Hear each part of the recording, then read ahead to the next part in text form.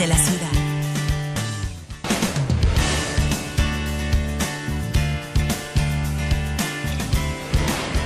Telecuenca, el canal de la ciudad.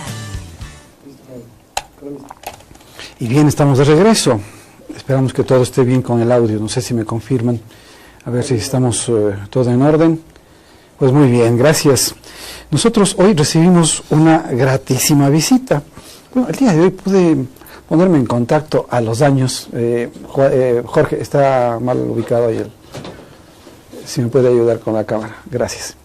El día de hoy les comentaba que recibí pude contactarme a los años, mucho tiempo, con el ingeniero Carlos Heredia Fiallo.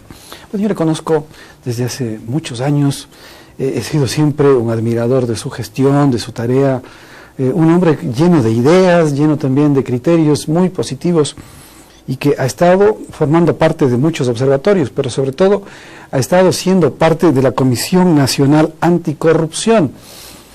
Es actualmente el secretario de la Comisión Nacional Anticorrupción, capítulo de la SUAY. Allí ha estado participando junto a Fernando Vega y actualmente junto a Diego Andrade. Me lleno de satisfacción de presentarles al ingeniero Carlos Heredia Fiallo, de quien me aprecio de ser su amigo y de conocerlo pues muy bien. Bienvenido, ingeniero, gracias por acompañarnos, es un placer tenerlo acá. Gracias, Patricio. En realidad sus palabras me hacen sonrojar porque son demasiadamente generosas. No, para nada, para nada. En realidad el afecto es mutuo. Muchísimas gracias. Nos conocemos desde hace mucho tiempo. Recuerdo cuando usted era concejal, ¿no? en sus andanzas políticas. Año 2000. Año 2000. Claro, sí, 19 años atrás. Ya son 19 años atrás. Y bueno, por ahí nos conocíamos. Claro, como vecinos también. Sí, sí. Tenía otras sorpresas, sí. Muy juntos, cercanos, ¿no? Y medio del mismo tema, que era ese tema de la fotografía, ese tema de las impresiones.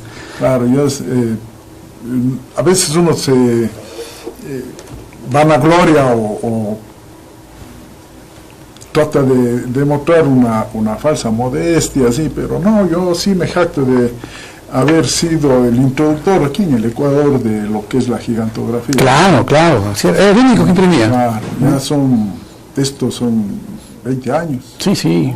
En realidad yo empecé en el 96. Aquí en Bolívar, pues, ¿no es cierto? En la calle Bolívar, frente a las Salesianas. Claro, ¿no? Claro, del Consejo Provincial, más acá sí. Exacto, al lado del Consejo Provincial. Y ahí empezamos, ¿no? En ese entonces era una novedad. Con los plotter. Con impresoras grandes, ¿no?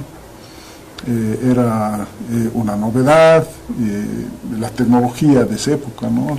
Claro, era muy costoso, porque recién estaban dándose los primeros pinitos en esa profesión. Y bueno, después de eso ya se desarrolló, ¿no? Y ahora vemos por todo lado a precios alcanzables para todo el público. Claro, no, destruyeron los precios, destruyeron muchas cosas.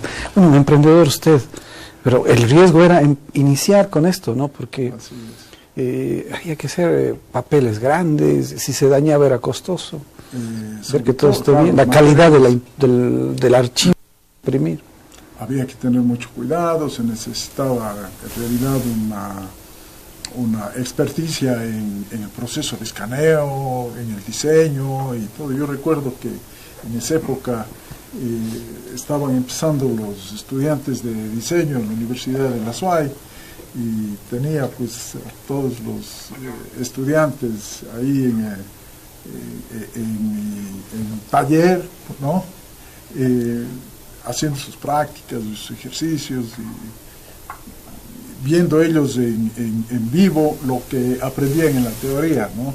Sobre todo el manejo de los archivos grandes, imágenes en las computadoras. Se necesitaban computadoras sumamente fuertes. Claro, y robusto para recibir un archivo así, ¿no? Y, fue una experiencia muy interesante. Después tuve una opción en Guayaquil también.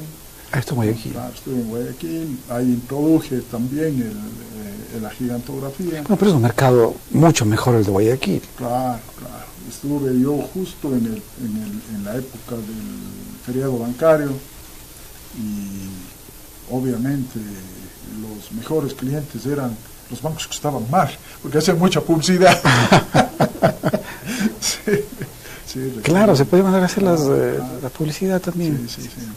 Ahí en Guayaquil estuve como 4 años, después estaba ya con la intención de abrir en Quito, pero ya fue medio complicado con el tema de la dolarización, el problema bancario y todo ese esquema que, bueno, nos llevó a una crisis monstruosa, ¿no?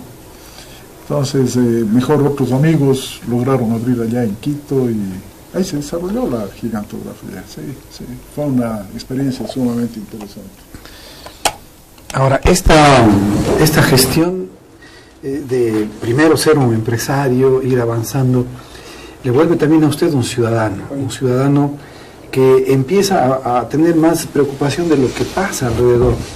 Se empieza a ver estos problemas del feriado bancario, crisis en el país, situación que le llama la atención a usted, y empieza a tomar acciones ya en busca de encontrar el problema y ver cuál puede ser un camino de solución.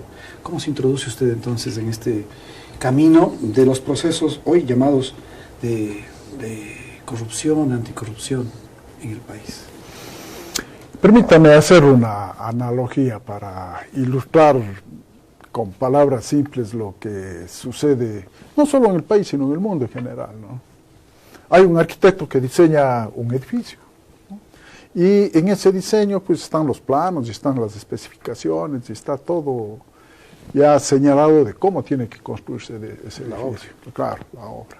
Entonces, para poder hacer la construcción, el inversionista, el dueño, el interesado en la obra, empieza a contratar los trabajadores necesarios e indispensables para empezar a realizar la obra. Y ahí vemos nosotros especialización, ¿no?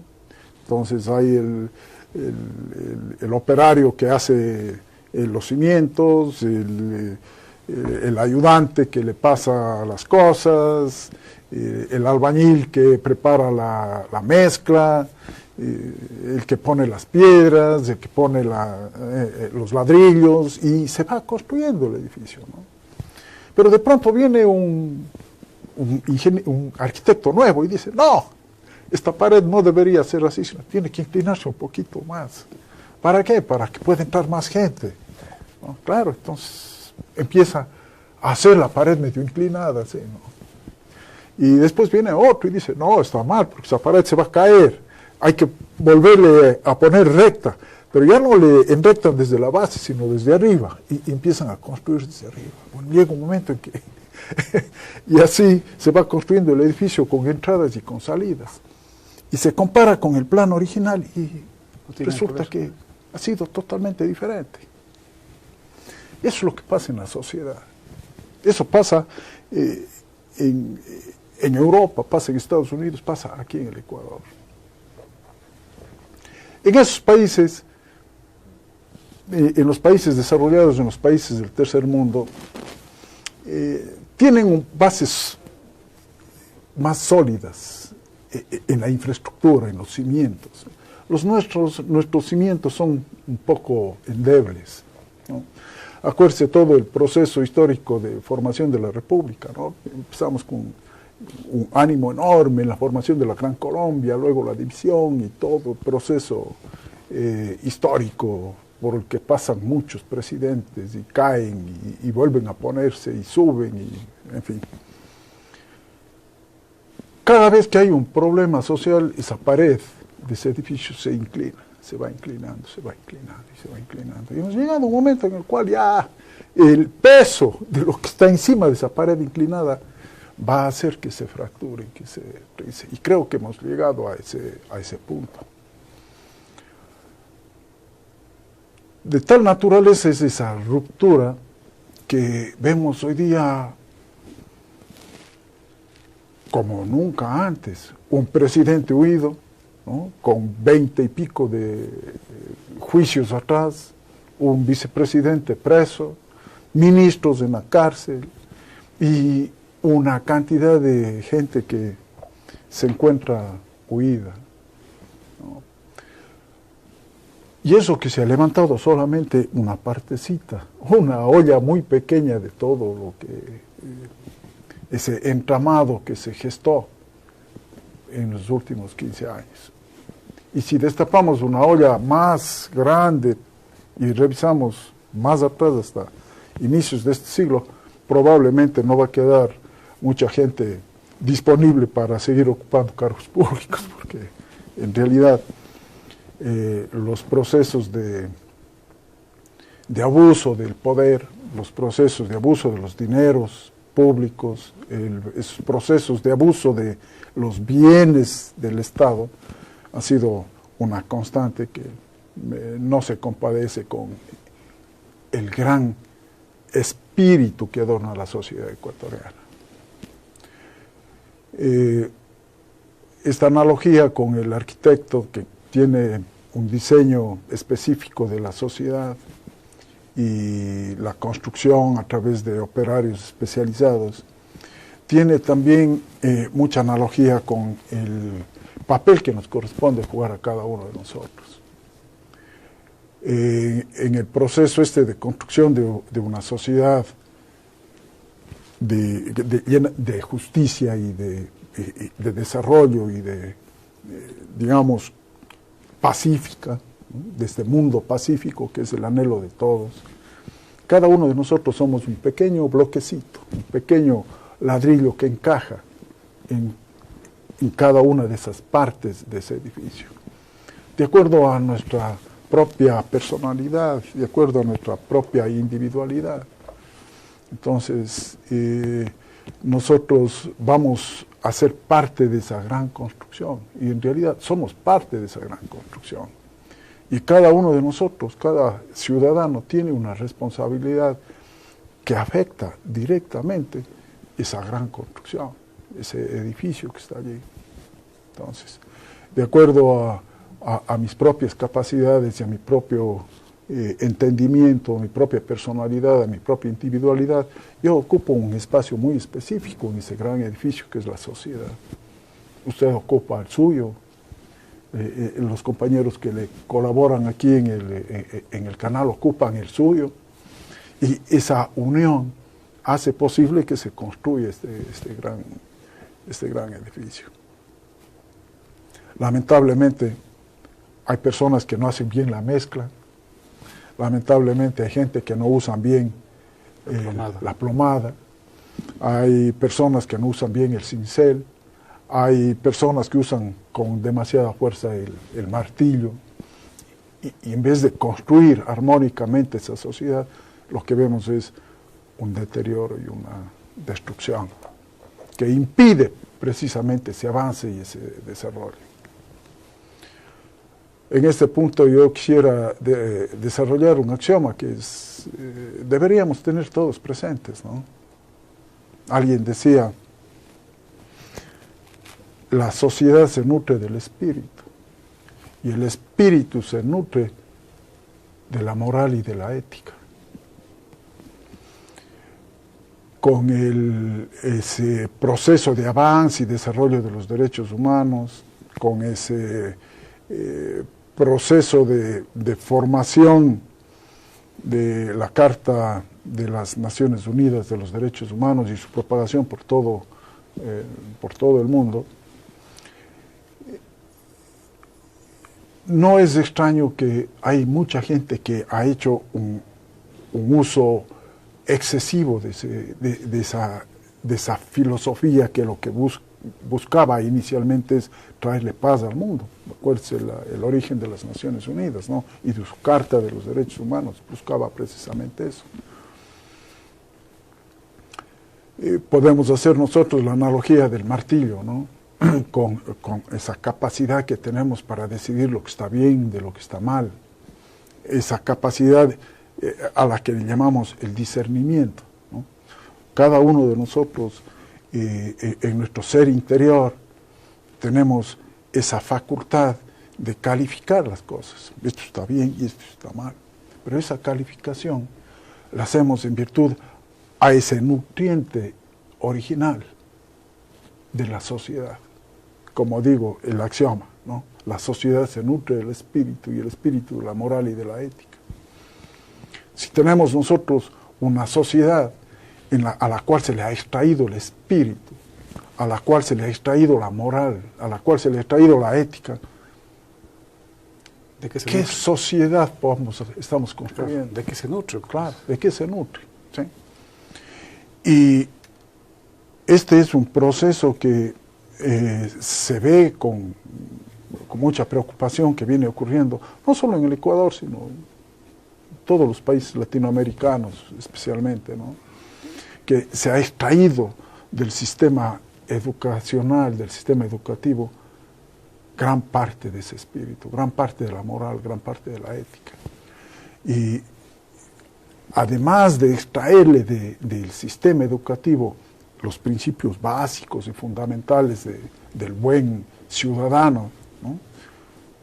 Se han formado los hogares totalmente destrozados por esa falta de entendimiento de las parejas, y vemos hogares destruidos, niños creciendo sin la tutela adecuada de padre y madre.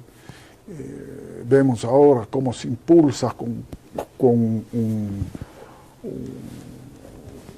una euforia que desmedida, sí, esto del matrimonio igualitario y todas estas situaciones, que lo que hacen es absorber como una aspiradora ese espíritu de la sociedad. ¿Qué tenemos? ¿Cuál es el resultado? El resultado es, pues, personas sin valores, ¿no? Personas sin principios, personas sin una moral que pueda nutrir precisamente esa sociedad de convivencia en paz y en armonía. Pero es un proceso, y es un proceso necesario por el cual nosotros tenemos que pasar y tenemos que vivir. Y eso nos debe llevar a nosotros a la reflexión, a un punto de quiebre y decir, ¿no? Tenemos que retomar, tenemos que ver. ¿Hasta cuándo? Claro. ¿Cómo inyectar nuevamente esos principios y ese espíritu suficiente a la sociedad para que se enderezca la pared y se construya el anhelado edificio de lo que en la Biblia llaman el Nuevo Jerusalén, en otras religiones llaman el mundo pacífico, en otras partes le llaman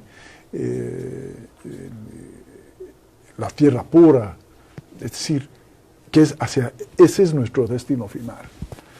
Y es un proceso por el cual tenemos que pasar todos, construyendo y colaborando, ¿no? Para eso es necesaria la reflexión, para eso es necesario la interiorización y conocerse, tratar de conocerse a uno mismo, cuáles son sus capacidades para ver cuál es el rol que nos compete jugar en la sociedad. Entonces, como ciudadano, que hace referencia a usted, sí es una preocupación enorme, ¿no? Ver cómo se ha deteriorado ese espíritu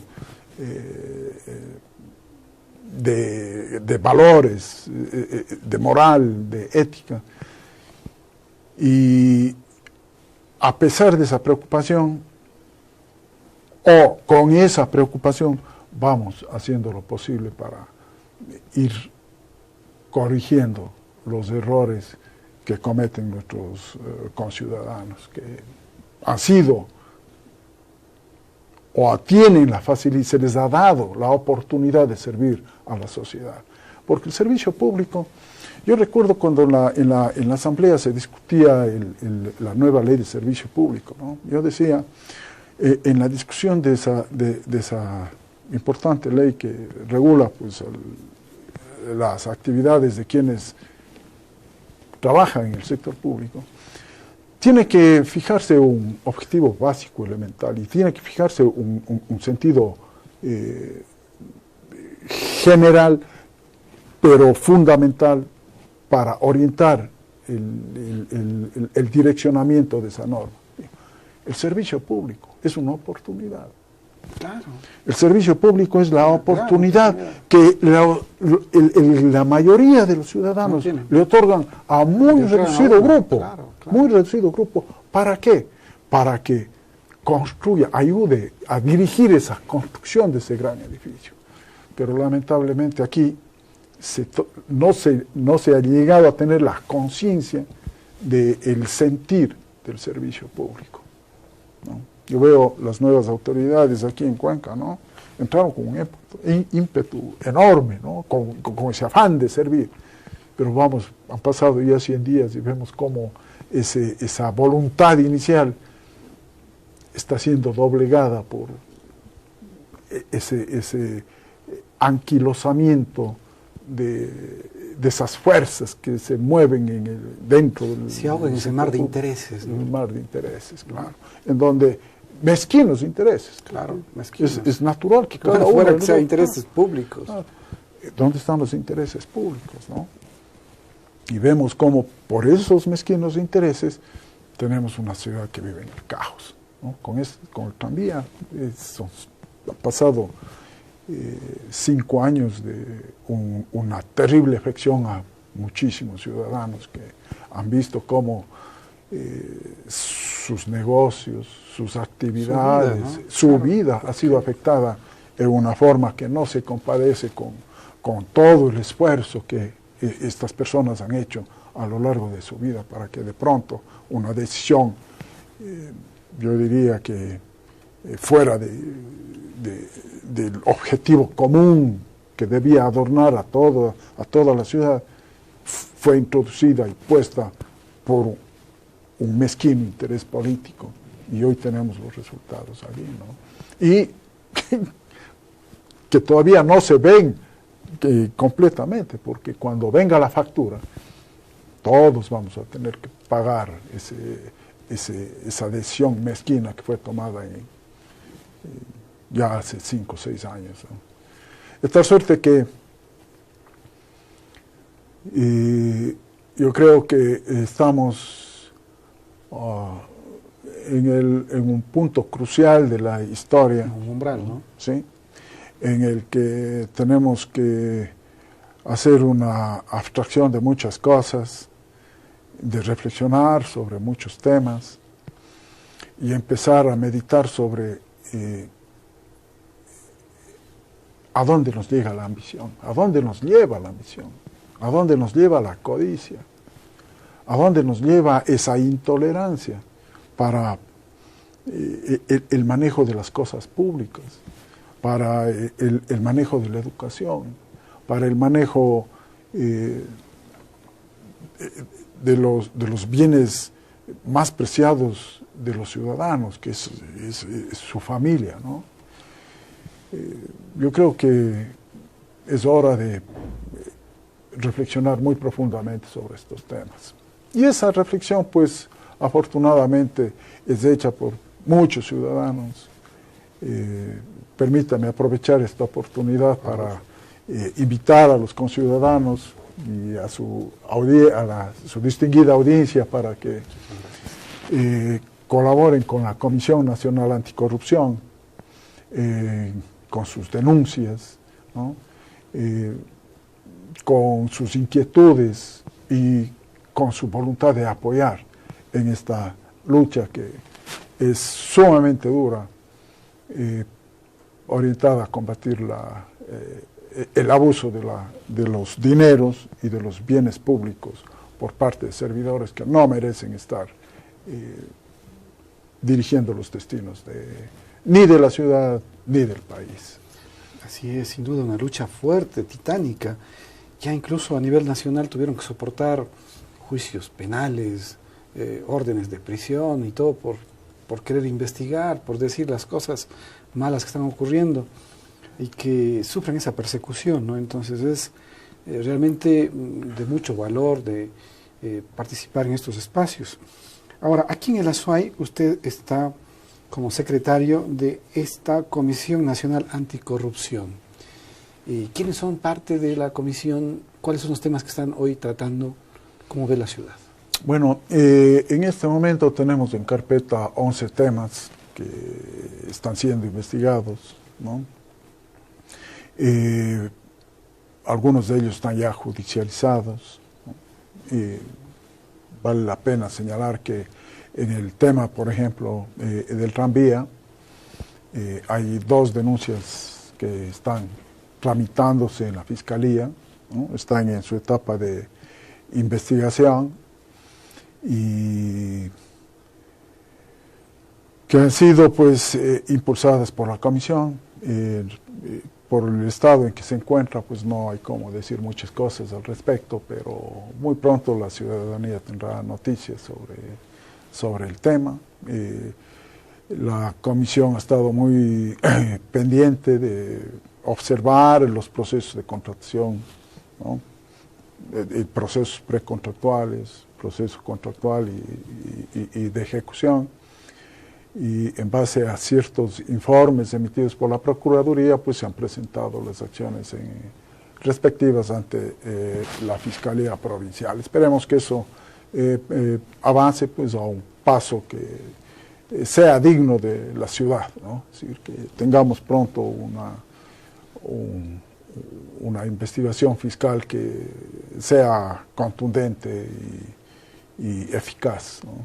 Entonces, ese es un tema. Tenemos, hemos hecho el tema del polioducto Cuenca-Pascuales, también está ya judicializado ese tema, ¿no? Por ser parte de ese monstruo que estuvo presente aquí, pues, ha estado presente aquí en el Ecuador desde hace 30 años, ¿no?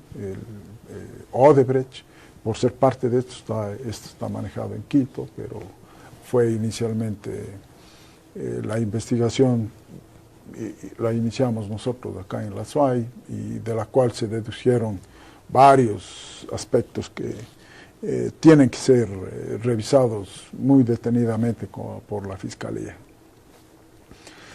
Están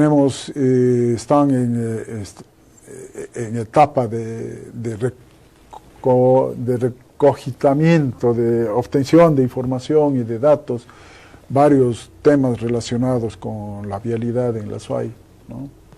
Especialmente estamos interesados ahora en llevar adelante un análisis de la vía Cuenca-Azogues, que es una vía que ha durado casi 15 años su construcción, y tenemos ahí, queremos conocer exactamente cómo es que se realizaron los contratos y cómo se ejecutó la vía.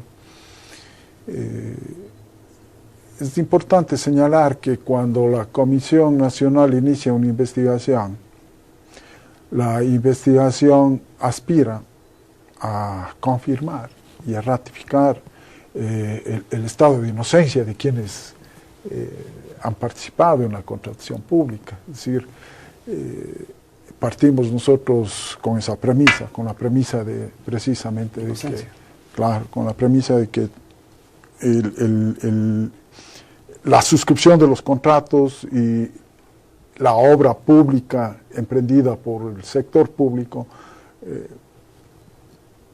inicia con el principio de la buena fe, ¿no? Y basados en el principio de la buena fe, lo que se hace es ratificar el estado de pureza de los contratos. Es decir, esa es nuestra guía, ¿no? Y en el proceso de investigación pues se hace la ratificación, o si encontramos que existe la posibilidad o algún indicio que nos lleve a pensar de otra manera, pues ponemos en conocimiento de la autoridad competente, que en este caso, ¿no?, a raíz de la decisión de la Corte Constitucional, ya vamos directamente a la Fiscalía y ya no necesitamos pasar por el filtro de la Contraloría, ¿no?, que era un filtro sumamente selectivo, ¿no? Y con la declaración de inconstitucionalidad del artículo 581 del Código Orgánico Integral Penal, pues como que se relaja un poco ese proceso de investigación y verificación de que los actos del sector público estén encausados dentro de la ley, ¿no? Porque acordará usted que precisamente quienes están ahora huidos, muchos de los huidos y encausados en muchos de los problemas. Pero que son perseguidos políticos, dicen. Eso dicen, ¿no? Que es una persecución infame. Es una persecución infame. Sí. Sin embargo, si se revisan las declaraciones de exfuncionarios de épocas en que gobernaron, vamos a ver que lo único que se está haciendo es ratificando lo que aparece en los cuadernos y lo que aparece en otras evidencias que dan muestras de un proceso totalmente inapropiado del manejo de los fondos públicos. Entonces, acuérdese usted, y Patricio. el caso de las construcciones escolares también, que había ciertas denuncias de estas escuelas o colegios muy grandes, Nuevo Milenio. ¿Han habido algún casos que están nosotros no hemos, aquí en la SUAY no hemos revisado eso. Vale la pena, ya que toca el punto, dejar aclarado lo siguiente, Patricio. Mucha gente cree que la Comisión Nacional Anticorrupción es un órgano del Estado. No es así. Mucha gente cree que la Comisión Nacional Anticorrupción es una institución que recibe fondos del exterior o de... No es así. Los miembros de la Comisión Nacional Anticorrupción inicialmente fueron nombrados por una serie de colectivos, ¿no? El FUT, la CEDOC y varios organismos de la sociedad civil, y posteriormente se formaron los núcleos en las diferentes provincias, pero con ciudadanos que están dispuestos a poner bienes y personas. Los fondos con los que funciona la Comisión Nacional Anticorrupción son de nuestro propio bolsillo, es decir, nosotros no recibimos financiamiento absolutamente de nadie, por obvias razones, no recibimos aportes del Estado, ni de ningún otro tipo de organización paragubernamental, sino que funcionamos con nuestros propios recursos y con nuestras propias disponibilidades, con nuestro propio esfuerzo y con nuestro propio tiempo. De tal suerte que las investigaciones que hacemos, mucha gente se desespera. ¿Cuándo sale? ¿Cuándo sale? En realidad, las investigaciones que hacemos tienen muchas limitaciones en cuanto al tiempo, porque somos 6, 7 personas que trabajamos con parte de nuestra... de parte de nuestro tiempo haciendo la investigación. De tal suerte que en realidad nos interesan todos los temas relacionados con la corrupción, pero no todos podemos atenderlos con la celeridad que la ciudadanía presenta. Tenemos varias denuncias, ¿no? Denuncias en el Seguro Social, en Etapa, en la misma municipalidad, en el Consejo Provincial, en el tema de la minería, y varias, ¿no?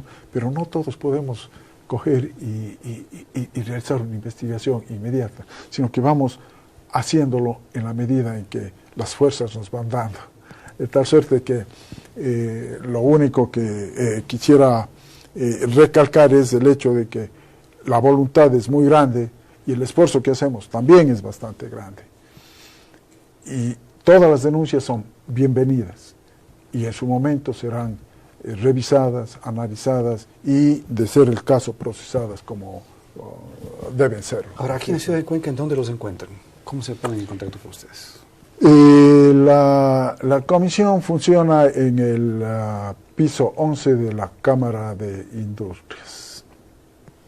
Ahí nos pueden ubicar, o en el teléfono de Diego Andrade, ¿no? o al mío, o en el Face, está mi nombre claro allí en Facebook o en Twitter o en las redes sociales en general, y La Comisión Nacional también está en Facebook y en Twitter, o sea, a través de sus redes sociales nos pueden comunicar fácilmente. Si alguien está interesado, pues yo le dejo a ustedes mi teléfono y pueden llamarle acá al canal y ponernos en contacto, encantado. De acuerdo, sí, y es muy fácil, además a través de Facebook con el nombre de Carlos Heredia Fiallo está. Ahí está. Como lo hemos encontrado hoy también, a través de una llamada por Facebook. Sí.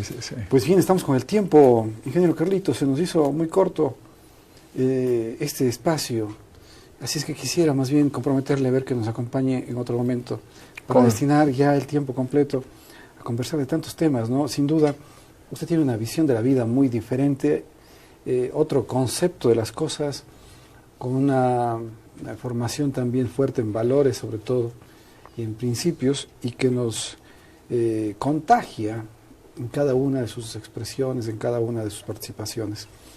Así es que le quiero agradecer por esta oportunidad. Muchísimas gracias, le veo muy bien, está muy bien.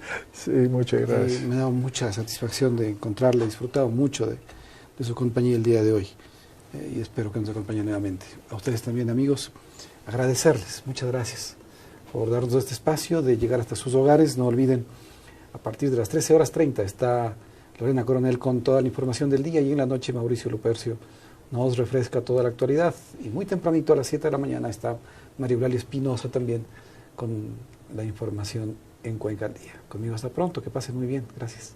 Muchas gracias, Patricio, por la invitación. En realidad me sorprendió, pero ha sido muy satisfactorio estar aquí y compartir estos minutos con usted. Pues. Muchísimas gracias. Y un gusto verle, espero que se engordara.